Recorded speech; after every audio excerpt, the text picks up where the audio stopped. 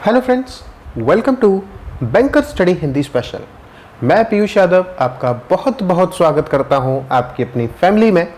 तो जैसा कि आपने इस स्लाइड को भी देख लिया होगा, जो लोग नए जुड़े हैं और जो पुराने हमारे लोग हैं वो जानते हैं कि एक हिंदी की पीडीएफ लॉन्च होने वाली है। 1500 प्लस आपको प्रैक्टिस क्वेश्चंस मिलने वाले हैं। और वो कब लॉन्च हो जाएगी? वो हो जाएगी हमारी जुलाई के सेकेंड वीक में लॉन्च हो जाएगी, जिसका प्राइस बहुत ही नॉमिनल है। अगर आप पीडीएफ ओनली खरीदते हैं तो 149 रुपीज़ में रहेगी। उसमें केवल आपको पीडीएफ और उसके आंसर्स मिल जाएंगे। अगर आप उसका वीडियो सॉल्यूशन चाहते हैं, जैसा कि मैं क्लास में पढ़ाता हूं आपके सारे डाउट्स को क्लियर करते हुए, तो वो आपको 300 रुपीज़ की मिलेगी मेरे हिसाब से। तो अगर आप ये खरीदें, बात पैसे की नहीं है, बात है कि जो मैंने कंटेंट उसमें डाला है उसकी समझ आप में कैसे डेवलप हो, तो वो आप ये खरीद सकते हैं। बहुत जल्द ही ये आपको अवेलेबल हो जाएगी। तो चलिए हम शुरू कर लेते हैं आज के अपनी क्लास को, जो रहने वाली है क्लास नंबर 12। दो टॉपिक मैंने इसमें आपके सामने रखे हुए हैं। एक तो है गद्यांश में रिक्त स्थान, और दूसरा हमारा जो टॉपिक है वो रहने वाला है रिक्त स्थान की पूर्ति के ऊपर। तो सबसे पहले हम अपने इस टॉपिक को शुरू कर लेते हैं, गद्यांश में रिक्त स्थान। पहले छोटी सी एक जानकारी कि जिन लोगों ने अभी तक हमारे टेलीग्राम ग्रुप को ज्वाइन नहीं किया है, वो टेलीग्राम ग्रुप को ज्वाइन कर सकते हो। सिंपली आप टेलीग्राम पे ये टाइप कर लीजिए, एजुकेटर पीयूष यादव, आपको हमारा टेलीग्राम ग्रुप मिल जाएगा। वहाँ पे आपको डेली रीडिंग आर्टिकल मिल जाता है हिंदी का, जिसकी लैंग्वेज जो है बिल्कुल ही एग्ज़ाम लेवल की रहती है। कई बार एग्ज़ाम के जो गद्यांश हैं वो इन्हीं आर्टिकल्स में से भी लिए गए हैं, जैसा कि 2020 और 21 का जो गद्यांश है वो इन्हीं आर्टिकल्स में से लिया गया था। फिर इसके साथ ही आपको और क्या मिल जाता है, यहाँ पे मैंने कंप्यूटर के नोट्स भी प्रोवाइड करा रखे हैं। पीडीएफ्स उसकी डली हुई हैं, वन लाइनर टाइप के क्वेश्चंस हैं, कॉम्प्रीहेंसिव पीडीएफ भी हैं। साथ ही इसके साथ रीजनिंग की, पजल्स की काफ़ी सारी यहाँ पे आपको पीडीएफ मिल जाएंगी, प्रैक्टिस पीडीएफ मिल जाएंगी, छोटे जो टॉपिक्स होते हैं सिलोजिज्म वगैरह वगैरह के। और साथ ही आपको सिंप्लीफिकेशन, नंबर सीरीज, इसकी भी एक कॉम्प्रीहेंसिव पीडीएफ वगैरह मिल जाएगी, जो हमारी टेलीग्राम की फाइल्स में पड़े हुए। डिस्क्रिप्शन बॉक्स में भी मैंने टेलीग्राम का लिंक दे दिया है, वहाँ से आप जुड़ सकते हैं। तो चलिए हम शुरू कर लेते हैं अपने इस टॉपिक को। जो लोग पहली बार हमारे साथ जुड़ रहे हैं उनके लिए थोड़ी सी जानकारी ये है कि मैं आपको यहाँ पे ये टॉपिक को सॉल्व करने का तरीका मैं आपको बताने वाला हूँ। यही जो कंटेंट है इसी तरीके का, बल्कि और लेवल हाई होता चला जाएगा, फिर वो आपको पीडीएफ में मिलने वाला है। तो एक बहुत बेहतरीन पीडीएफ आपके सामने आने वाली है। तो आप आज की क्लास से अंदाज़ा लगा सकते हो कि जो पीडीएफ आने वाली है उसका ये प्रोमो मान लीजिए आप। जो हमारे बेसिक से टॉपिक है, सारे टॉपिक को हमने कवर किया है, जो भी हमारी क्लासेस है वो आप पीडीएफ का एक प्रोमो मान के चल सकते हैं।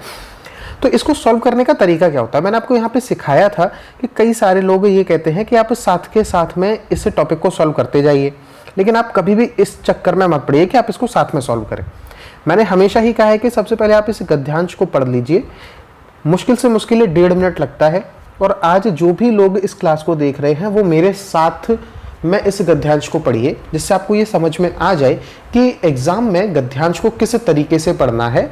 केवल आप, मैं पढ़ता जा रहा हूँ, आप उसको सुनिए।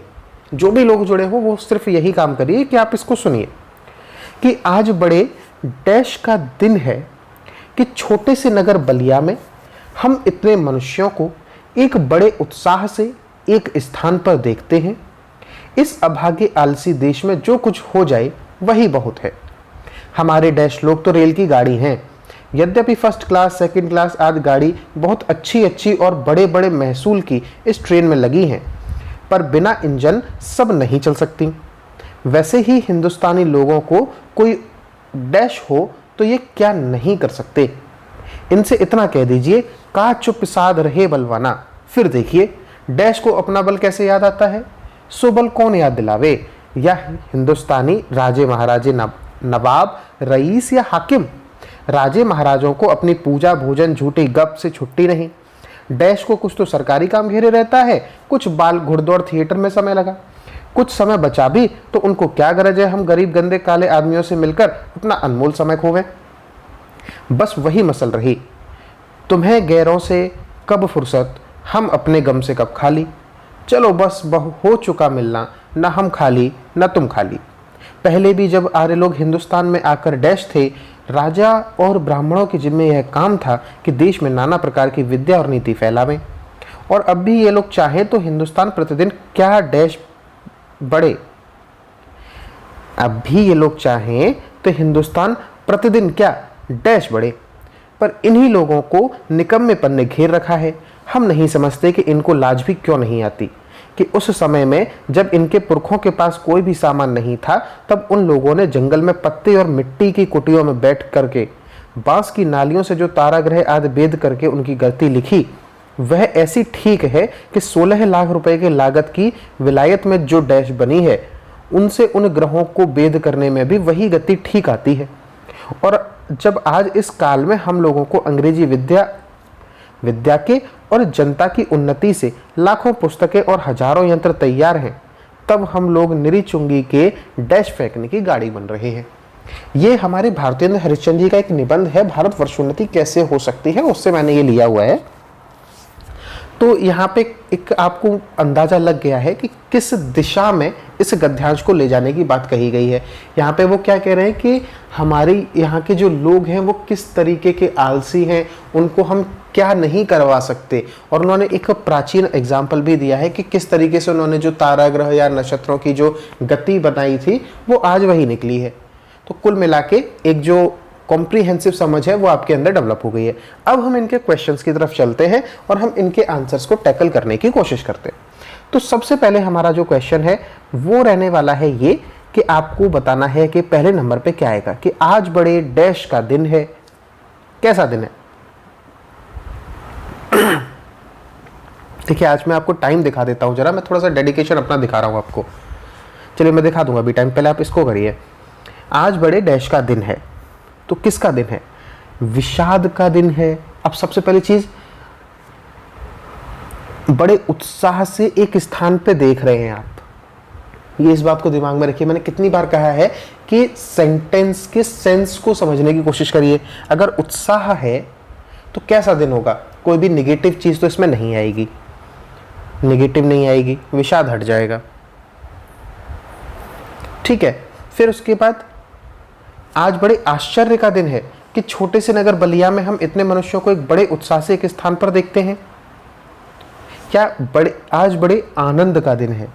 देखो संतोष का दिन है, इस तरह की कोई भी कहीं बात नहीं हुई, क्योंकि लेखक के पूरे गद्यांश में उसने कहीं संतोष जैसी बात तो करी नहीं है। उसके मन में अगर वो संतोष होता तो यहाँ पे वो जो हिंदुस्तानी लोग हैं वहां पे वो उनको सुना रहा है, उनकी आलोचना कर रहा है कि आप लोग क्या कर रहे हो। ठीक है, तो संतोष नहीं होगा, सुकून नहीं होगा, दो सेंटेंस हमारे सामने रह जाते हैं, या तो आनंद या आश्चर्य। मोस्ट अप्रोप्रिएट अगर आप देखने की कोशिश करोगे तो आपको क्या मिलेगा? आनंद मिलेगा। सही है कि नहीं? क्योंकि देखो उत्साह के साथ लोग मिल रहे हैं, तो एक जगह पे इकट्ठे हुए हैं, तो कैसा दिन होगा? वो आनंद का दिन होगा। नेक्स्ट हम चलते हैं अपने क्वेश्चन की तरफ और देखते हैं इसका क्या आंसर होने वाला है। उससे पहले आप टाइम देखिए, अभी 4 बज रहा है सुबह का। मेरे पास टाइम नहीं है दिन में कि मैं आपकी क्लासेस ले सकूं, इसलिए मुझे लगा कि मुझे अभी रिकॉर्ड कर लेनी चाहिए और मैं सुबह आपको क्लासें दे दूंगा। तो मेरे डेडिकेशन अगर इस तरीके से है तो आपका भी होना चाहिए, और मुझे आपसे पूरे सपोर्ट की उम्मीद है कि आप लोग भी मुझे अच्छा खासा एक सपोर्ट प्रोवाइड जरूर करेंगे। यहाँ पे बताइए हमारे दूसरे नंबर का जो रिक्त स्थान है इसमें क्या आ सकता है? हमारे डैश लोग तो रेल की गाड़ी हैं। बताइए इस अभागे आलसी देश में, किस अभागे आलसी देश में? भारत की बात चल रही है। अब बताओ, भारतीय सर हो सकता है, बिल्कुल हो सकता है। हमारे आलसी लोग तो रेल की गाड़ी हैं। एक चीज तो कंफर्म है, हमारे देश के लोगों की बात आएगी तो आलसी नहीं होगा, कुपित नहीं होगा, बहादुर नहीं होगा। कुपित और बहादुर तो वैसे भी नहीं होगा, आलसी एक बार के लिए आप सोच सकते थे। लेकिन यहाँ पे कैसे लोगों की बात हो रही है कि हम यहाँ पे बता रहे हैं कि हमारे देश के जो लोग हैं उनकी बात हो रही है। अब हम वहाँ यहाँ भारतीय लगाएं या हिंदुस्तानी लगाएं? बहुत ही कंफ्यूजिंग वाली चीज़ हो गई सर। अब अगर आपने इस गद्यांश को नहीं पढ़ा होता तो आप 100% भारतीय लगा देते, कुछ बच्चे हिंदुस्तानी लगा देते, दोनों अपने आप को सही मान रहे होते। लेकिन यहाँ पे गलती क्या है, जब आप आगे पढ़ते हो तो आपको एक चीज़ ये दिखेगी, यहाँ पे हिंदुस्तानी यूज़ किया गया है, यहाँ हिंदुस्तान यूज़ किया गया, कहीं भी भारतीय यूज़ किया गया है क्या? कहीं भी आपको भारतीय यूज़ करता हुआ नहीं दिखेगा। यहाँ देखिए हिंदुस्तानी यूज़ किया गया है, तो यहाँ पे तो कोई आश्चर्य होना ही नहीं चाहिए अगर मैं यहाँ पे हिंदुस्तानी को सही मानूं। बिल्कुल सही। लेकिन अगर आप साथ में सॉल्व कर रहे होते तो आप इसको गलत कर लेते। इसलिए मैं कहता हूँ कि जो चीज़ें मैं सिखा रहा हूँ उसको बहुत अच्छे से सीखिए और पीडीएफ आपको पसंद आएगी, क्योंकि ये उसका ट्रेलर चल रहा है। थर्ड आप बताइए क्या हो सकता है। वैसे ही हिंदुस्तानी लोगों को कोई डैश हो तो ये क्या नहीं कर सकते, क्या हो तो ये क्या नहीं कर सकते। ऐसे ही हिंदुस्तानी लोगों को क्या हो, बताइए। कैसे बताया था मैंने, जब जहां पे देखो कुछ चीजें अगर आपको समझ ना आए तो आप उसके आसपास की जो चीजें हैं उनको पढ़ के देखिए। अब वैसे ही, अगर वैसे ही यहां पे लिखा है तो ये तो बहुत सिंपल हो गया ना। वैसे ही तो जैसे या जिस किसी का एग्जाम्पल दिया जा रहा होगा उसी तरीके से भारत के लोगों का एग्जाम्पल दिया जा रहा होगा। तो किसका यहाँ पे एग्जाम्पल दिया जा रहा है बताओ। यद्यपि फर्स्ट क्लास सेकंड क्लास आदि गाड़ी बहुत अच्छी अच्छी हैं और बड़े महसूल की इस ट्रेन में लगी हैं, पर बिना इंजन सब नहीं चल सकती। क्या नहीं कर सकती, चल सकती। वैसे ही हिंदुस्तानी लोगों को कोई क्या हो, चलाने वाला हो। समझ रहे हो, कैसा हो, चलाने वाला हो। अगर आप ये लगा दिए तो आप सेंटेंस के सेंस को, सेंटेंस जो फ्रेम किया जा रहा है उसको आप बहुत अच्छे से समझ रहे हैं, जिसको मैं हर वीडियो में आपको समझाने की कोशिश करता हूं। अगर आपने ये सीख लिया, क्योंकि ये भाषा का प्रश्न पत्र है, ये व्याकरण का प्रश्न पत्र, आप बिल्कुल नहीं मानिए 40 में से मैक्सिमम 30 से 35 का आपका भाषा का प्रश्न आएगा। तो उसको आप थोड़ा सा कोशिश करिए कि फ्रेमिंग समझ पाएं, सेंस समझ पाएं। लगातार वीडियो देखेंगे तो सारा कुछ आपके समझ में रहेगा। फोर्थ में बताइए अब क्या होगा, कि इतना कह दीजिए का चुप साध रहे बलवाना। अब भाई फिर से वही बात, फिर देखिए लोगों को अपना बल कैसे आता है, हिंदुस्तानियों को अपना बल कैसे याद आता है, बलवानों को अपना, बलवानों का तो कोई अर्थ नहीं आ रहा, लोगों का भी कोई अर्थ नहीं आ रहा। हिंदुस्तानी हो सकता है सर, जगह जगह हम हिंदुस्तानी पढ़ रहे थे। हनुमान जी, कई बच्चे छोड़ेंगे कि हनुमान जी कहाँ बीच में कहाँ से क्या हो गया। फिर आलसियों को अपना बल कैसा आता है। देखो आप किसी को मोटिवेट कर रहे हो तो आप उसको गाली तो नहीं दोगे, तो आलसी तो नहीं कहोगे, इसलिए ये कट जाएगा। अब दो है, हिंदुस्तानियों को और हनुमान जी को। अब यहाँ पे प्रॉब्लम ये है, सब लोग कहेंगे सर हिंदुस्तानी हिंदुस्तानी चल रहा था, हम तो हिंदुस्तानी के लगाएंगे। लेकिन एक बात बताओ, सिर्फ एक चीज सोचना, मैंने क्या कहा है, सेंस और फ्रेमिंग। ये जो कहा गया ना, जो एग्जाम्पल दिया गया वो क्या दिया गया, इतना कह दीजिए का चुप साध रहे बलवाना या का चुप साध रहा बलवाना। फिर देखिए किसको अपना बल कैसे याद है, किसको ये सुन के किसको अपना बल याद आ रहा था, हनुमान जी को आ रहा था। तो यहाँ पे क्या बात बन रही है, एक एग्जाम्पल के द्वारा हमें कुछ चीज बताने की कोशिश की जा रही है। तो वो एग्जाम्पल जिसका होगा पहले उसकी बात करी जाएगी ना, कि समझ में आ रहा है, तभी तो हम हिंदुस्तानी और वगैरह वगैरह चीजें करेंगे। समझ में आ रहा है ना। जैसे अगर हनुमान जी को ही तो याद आ रहा था ना यहाँ पे, कि हनुमान जी को अपना बल कैसे याद आता है। अब यहाँ पे हमने अपना एग्जाम्पल पूरा किया, फिर उसके बाद आपने अगर कुछ देखा है तो वो हिंदुस्तानी वगैरह की चीजें आगे चल रही हैं। नेक्स्ट क्वेश्चन की तरफ हम चलते हैं और देखते हैं कि इसमें क्या होगा। 5वें का आंसर बताइए। डैश को कुछ तो सरकारी काम घेरे रहता है। अब यहाँ पे एक चीज समझ में आनी चाहिए सर, सेंस हमें अब समझ में आ रहा है। सरकारी काम यानी कि कोई भी ऐसा इंसान जो सरकारी काम कर रहा है, ठीक है, कौन है। रईस लोग क्या सरकारी काम करते हैं, बताइए, क्या रईस लोग सरकारी काम करते हैं? नहीं करते, नवाब भी नहीं करते। और हिंदुस्तानियों को हम इसलिए नहीं लगाएंगे क्योंकि यहां पे हमें एक स्पेसिफाइड कर दिया कि जो सरकारी काम करते हैं, मुलाजिम भी होते हैं, हाकिम भी होते हैं। अब क्या हो सर, क्या क्या, मुलाजिम भी होते हैं, हाकिम भी होते हैं। लेकिन जहां कंफ्यूजन आई, अब यहां देखिए ऐसी चीजें आपको समझ में नहीं आएंगी कि सर इसमें हम क्या लगाएं, हाकिम लगा दें या मुलाजिम लगा दें। फिर क्या करें, रामबाण इलाज है, ऊपर की 1-2 लाइन पढ़ के देख लो, नीचे की 1-2 लाइन पढ़ के देख लो दोबारा से। तो यहाँ पे देखो, यहाँ पे जो एग्जाम्पल दिया गया वो हिंदुस्तानी का दिया गया, राजे महाराजे, नवाब, रईस, हाकिम। हिंदुस्तानी राजे महाराजे दिया गया तो राजे महाराजे की बात तो हो गई कि राजे महाराजे कहाँ बिजी रहते हैं। फिर नवाब रईस हो नहीं सकते, तो अगला कौन होगा, हाकिम होगा। तो यहाँ पे हमारा आंसर क्या हो जाएगा, हाकिम हो जाएगा। समझ पा रहे हो। वीडियो कोर्स अगर लोगे इतना फायदा मिलेगा, समझ लो इस चीज को। मैं प्रमोशन भी कर रहा हूं लेकिन आपके भले के लिए कर रहा हूं। यहां पे देखो 6वें में क्या है, पहले भी जब आर्य लोग हिंदुस्तान में आकर डैश थे, क्या थे, हिंदुस्तान में आकर रहे थे, रुके थे, फंसे तो नहीं थे, बसे थे या आकर गए थे? आकर गए तो नहीं थे, यहीं रह गए थे। तो रहे थे और रुके थे का मतलब तो यह है कि पहले रहे थे फिर बाद में चले गए, लेकिन ऐसा तो नहीं हुआ था। क्या हुआ था? वो यहाँ पे आए और यहीं पे रह गए। तो क्या हुआ? वो बस गए। तो हमारा आंसर क्या हो जाएगा? बसे थे। नेक्स्ट बताइए। बहुत अच्छा क्वेश्चन है ये, बहुत अच्छा क्वेश्चन है।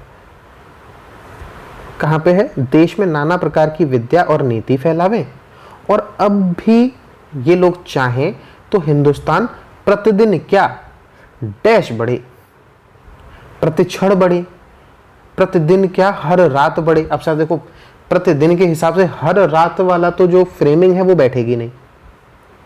पल पल बढ़े, पल पल बढ़े। बताइए, अब हम ये इसको लगा सकते हैं, कोई दिक्कत नहीं है। प्रत्येक क्षण बढ़े, यहां प्रति लगा हुआ है भाई, प्रत्येक नहीं आएगा। प्रतिदिन क्या? दिन रात बढ़े। तो जब दिन आ गया तो दिन और रात दोनों नहीं लोगे, दो चीजें फिर बच रही हैं, प्रतिक्षण और पल पल। प्रतिक्षण और पल पल दोनों का अर्थ सेम है, लेकिन सर फ्रेमिंग के हिसाब से क्या चलेगा? जब यहाँ प्रतिदिन आया है, अगर यहाँ दिनों दिन होता तो हम पल पल लगा देते, जब यहाँ प्रतिदिन लगा है तो हम प्रतिक्षण लगा देंगे। समझ में आ गया? नेक्स्ट की तरफ चलते हैं। अगर पसंद आ रहा है तो लाइक कर दो, चैनल सब्सक्राइब नहीं किया तो सब्सक्राइब कर लो। नेक्स्ट बताइए इसको। 16 लाख रुपए के लागत की विलायत में जो क्या बनी है? बताइए।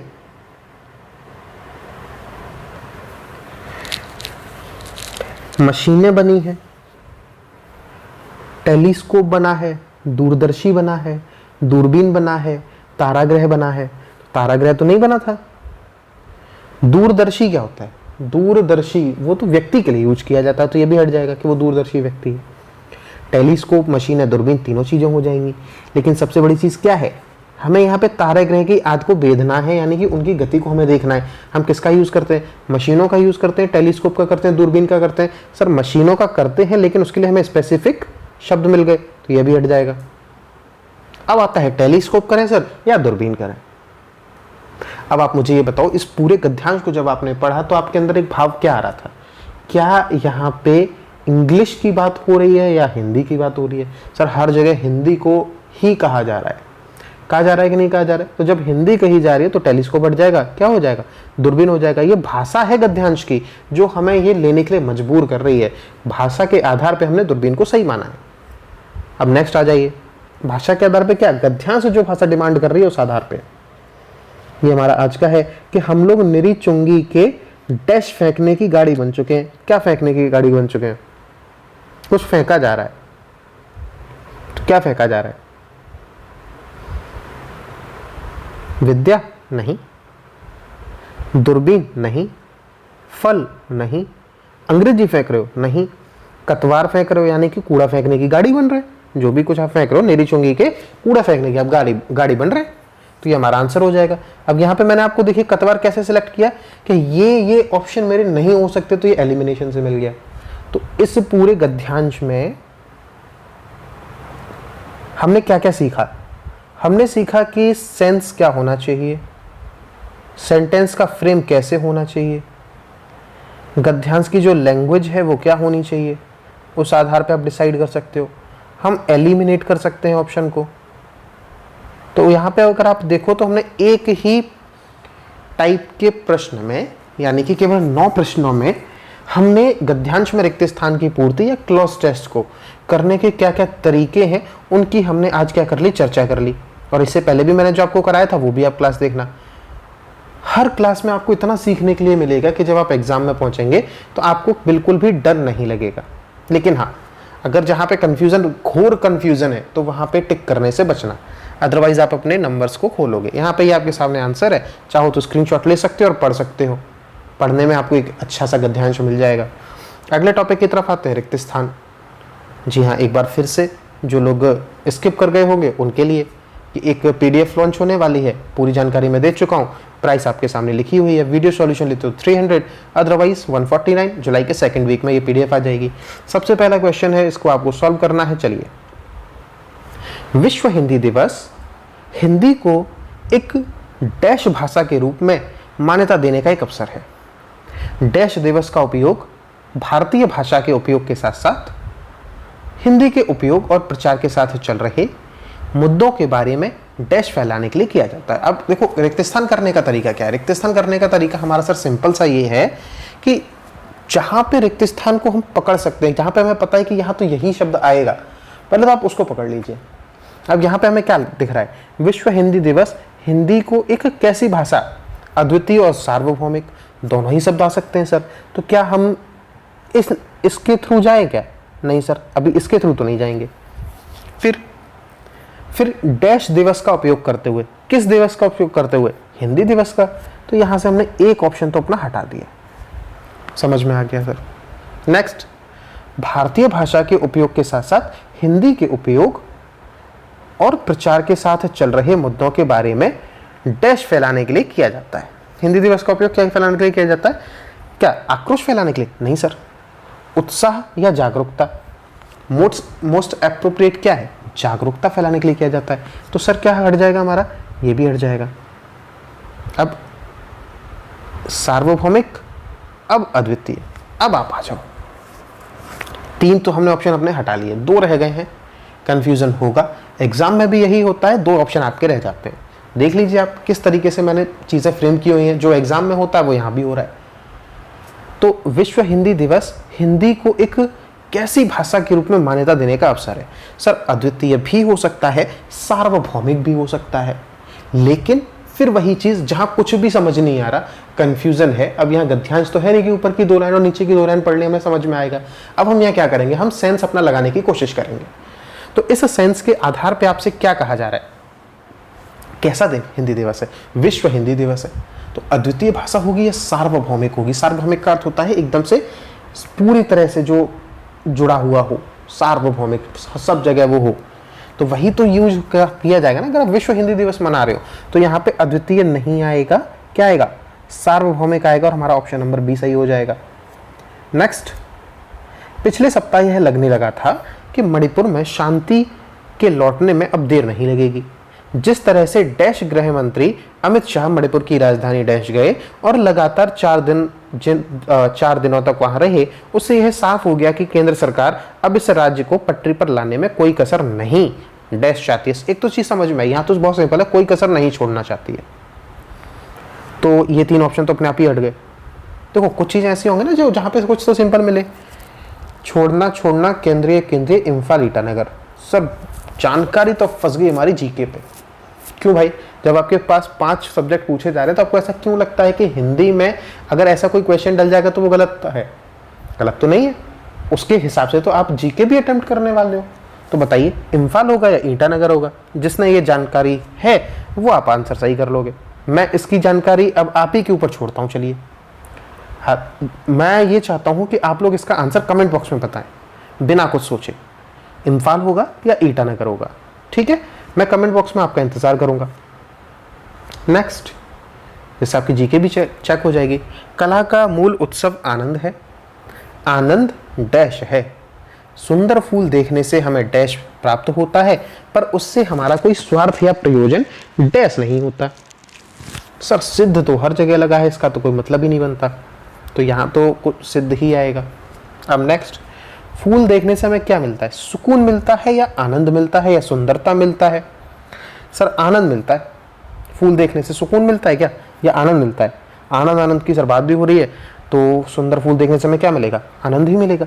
तो 1 ऑप्शन, 2 ऑप्शन ये तो हट गए, 1 ये भी हट गया। अब रह गए 2, प्रयोजनातीत और स्वार्थी। कला का मूल उत्सव आनंद है, आनंद स्वार्थी है? नहीं, अपने आप ही क्या मिल गया? प्रयोजनातीत। समझ में आ रहा है कैसे कैसे करना है? ये एलिमिनेटिंग चीज थी।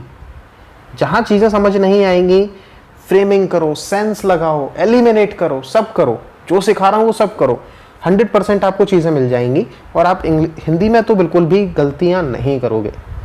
अब आ जाइए, भारतेंदु को यह चिंता थी कि यदि डैश भाषा में ज्ञान, विज्ञान और विद्या की बातें नहीं की जाएंगी तो देश का डैश विकास नहीं हो सकेगा। इसलिए वे इसके हिमायती थे और डैश की ताकत से भली भांति परिचित थे। बताइए, भाषा से परिचित थे या हिंदी की ताकत से परिचित थे? बताइए। सर हिंदी की ताकत से परिचित थे, ऐसा तो नहीं था। क्या है, वो भाषा के ऊपर जोर दे रहे ना कि हिंदी के ऊपर, समझो इस चीज को। तो हिंदी वाला ऑप्शन तो हट गया। अब आ जाओ, भारतेंदु को यह चिंता थी कि यदि हिंदी भाषा में ज्ञान या अपनी भाषा में, यही तो है ना, वो अपनी भाषा के पीछे पड़े थे। अब वो हिंदी हो सकती है, लेकिन जब भी आप चाहो कहोगे तो क्या कहोगे, अपनी भाषा, तो हिंदी हट जाएगी सर, यहां से ये हट गया, यहां से ये हट गया, अपनी भी आ गया। अब समुचित या उचित, विज्ञान और विद्या की बातें नहीं की जाएंगी तो देश का उचित विकास नहीं होगा या समुचित विकास नहीं होगा।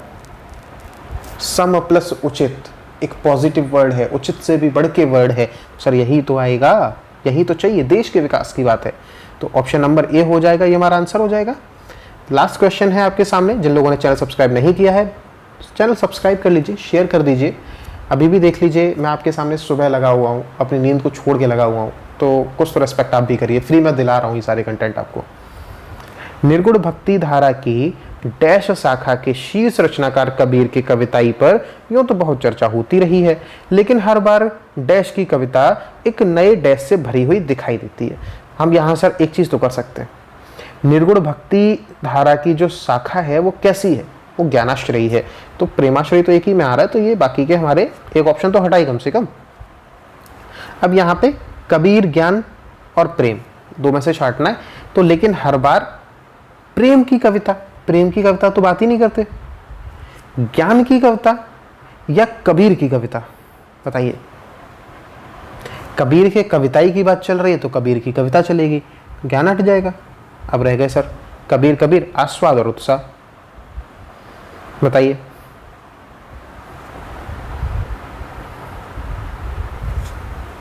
जिन लोगों ने भी कबीर की कविताएं पढ़ी होंगी बहुत आसानी से टिक करोगे, उनकी कविताओं में क्या मिलता है, उत्साह मिलता है या रस भरा हुआ मिलता है, किसी भी चीज का रस, मतलब आनंद का रस मिल रहा है, ज्ञान का रस मिल रहा है, लेकिन रस मिल रहा है या उत्साह मिल रहा है।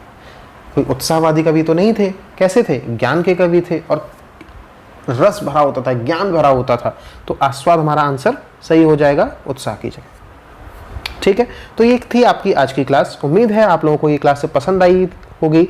अगर आपने अभी तक चैनल सब्सक्राइब नहीं किया तो आप चैनल सब्सक्राइब कर लीजिए और साथ ही वीडियो को लाइक कर दीजिए, जिससे कि आप हमारे चैनल तक जल्दी से जल्दी अप्रोच बना सकें।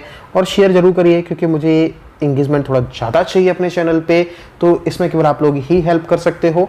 और क्या कर सकते हो, आप टेलीग्राम ग्रुप को ज्वाइन कर सकते हो, ये सब कुछ आपके लिए ही प्रोवाइड हो रहा है, सब कुछ फ्री में है। केवल PDF का एक चार्ज है, क्योंकि उस पर मैं बहुत मेहनत कर रहा हूँ, तो वो भी वसूल होनी चाहिए। तो मिलेंगे हम लोग नेक्स्ट वीडियो में, उम्मीद है वीडियो आपको पसंद आई होगी। तो चलिए आप अपनी तैयारी को जारी रखिए, मिलेंगे नेक्स्ट वीडियो में, तब तक के लिए गुड बाय, अपना ख्याल रखिए।